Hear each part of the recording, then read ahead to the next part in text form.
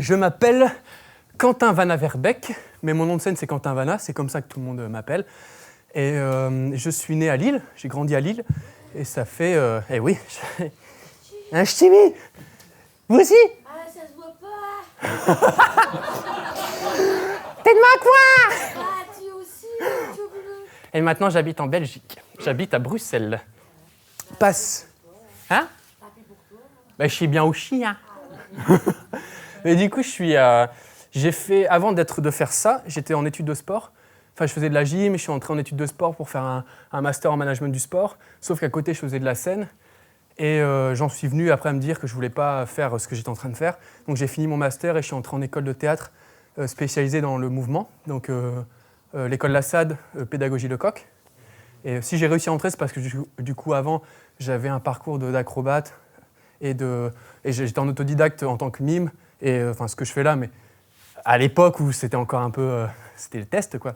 Et donc maintenant je suis à Bruxelles, mais ce qui fait que j'en suis ici aujourd'hui à faire du visuel, c'est parce qu'à ma première scène où je parlais, c'était pas du stand-up, mais c'était pas loin. J'avais un micro parce que j'arrivais pas à tenir un micro main. À chaque fois, ma main partait et puis ça venait pas. Donc du coup, je mettais toujours un micro-casque. Et un prof m'a remarqué et il m'a dit bah, « T'es différent des autres, tu sais bouger ». Et à partir de là, il m'a dit « Est-ce que tu connais Michel Courtemanche ?» Et voilà. Et à partir de là, j'ai fait « Ah ». Et en fait, j'avais pas pris... Parce que je connaissais, mettons, Jim Carrey, Mr Bean et d'autres, mais je n'avais pas pris conscience de l'importance du visuel pour faire rire les gens. Et c'est Courtemanche qui m'a donné le déclic, où je me suis dit « Ah ouais, on peut faire ça ». Enfin, on peut faire rire sans parler.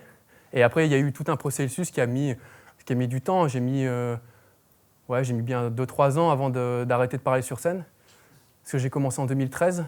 Et le parcours a été très long parce que c'est un art qui est très difficile. Et voilà. Donc c'est vraiment Michel Courtemanche qui m'a inspiré le plus. Et la batterie, alors ça c'est la 7e version. Là, il marquait 6, mais en vrai, c'est la 7e. Parce que ça fait des années que je travaille et ça, tout ce que j'ai fait là aujourd'hui, c'est nouveau. C'est des nouvelles versions, d'anciennes versions qui datent d'avant le confinement. Et voilà. Mais sinon, la première inspiration, c'est Michel Courtemanche. Ensuite, il y a évidemment Jim Carrey, parce que du coup, je me suis remis à Jim Carrey en me rendant compte de l'importance du visuel et de son efficacité à la suite de Courtemanche. Et ensuite, il y a Rowan Atkinson, alias Mr Bean, et plein d'autres que les gens ne connaissent pas forcément, comme Elliot en Belgique. Patrick Cotemoine, peut-être que certains connaissent. En Pologne, il y a Irenos Klosny. Après, il y en a bon nombre, mais... Katchev, Fabien Katchev, ouais. Qui?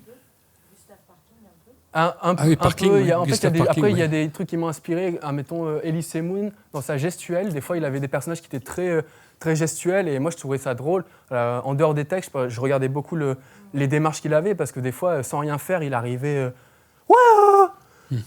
Stage quand il est stage en plan jeune. Et en fait, juste ça, c'est improbable, mais moi, ça me faisait rire.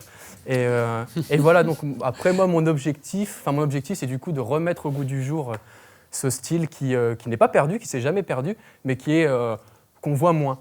D'accord. Donc, si je comprends bien, dans tes projets à venir, on en parlera après, mais dans tes projets à venir, tu vas plutôt vers le mime. Donc, on va appeler ça le mime, je sais pas comment tu peux appeler ça, plutôt que le textuel, quoi.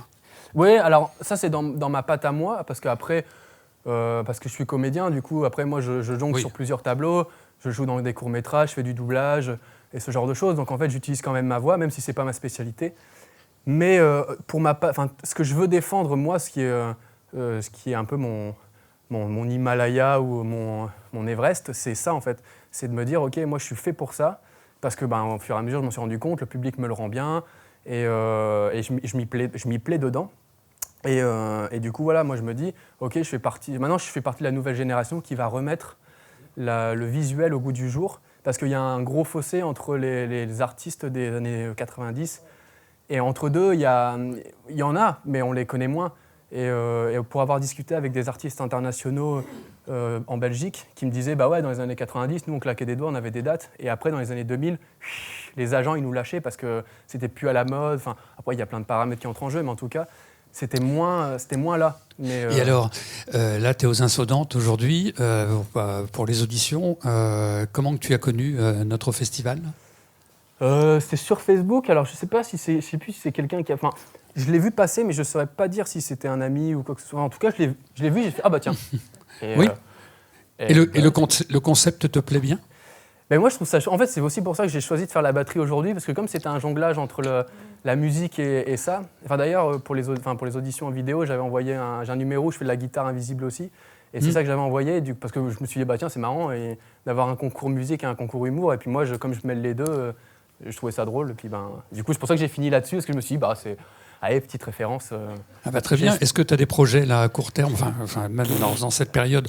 Non, je sais bien, c'est pas une blague. Hein. Mais non, est-ce que tu as des projets à venir? Moi, en tout cas, j'ai toujours. Ça fait partie d'un spectacle. J'ai un spectacle qui dure 1h10, que de visuel. Après, j'ai un projet cabaret où on est plusieurs, on est 6 dedans, où je joue le mime, parce que moi j'adore faire ça, donc je fais souvent ça. Et je veux aussi défendre le visuel. Aussi dans l'audiovisuel, et il y a des concrétisations qui risquent de se faire avec une nouvelle technologie, enfin c'est une nouvelle, c'est plus tellement nouveau, mais la mocap, je ne sais pas si vous voyez ce que c'est la technologie qu'on utilise maintenant pour les jeux vidéo ou des films, où en fait on est avec des capteurs et divers, et il y a plein de caméras, on enregistre nos mouvements et un personnage vient par-dessus. C'est comme ça qu'on a fait Gollum, qu'on a fait King Kong, et qu'on fait beaucoup de jeux vidéo, et du coup moi il y a des chances que ça. Enfin, c'est pas qu'il y a des chances, c'est qu'il y a des pistes pour que j'aille faire ça, parce que moi, j'ai envie de remettre, d'allier ma passion et ce que je sais faire de mieux avec l'audiovisuel, comme pouvaient le faire des Tati, des Chaplin, des Atkinson avec Mr Bean et ce genre de choses-là à l'avenir. Alors ça, c'est sur du très long terme, parce que je sens que j'ai encore besoin d'expérience et de me tester, de me cracher. Et voilà, mais ça va prendre du temps, mais je suis très confiant. Tout ça est très intéressant. Ouais, on va suivre ça. Ouais.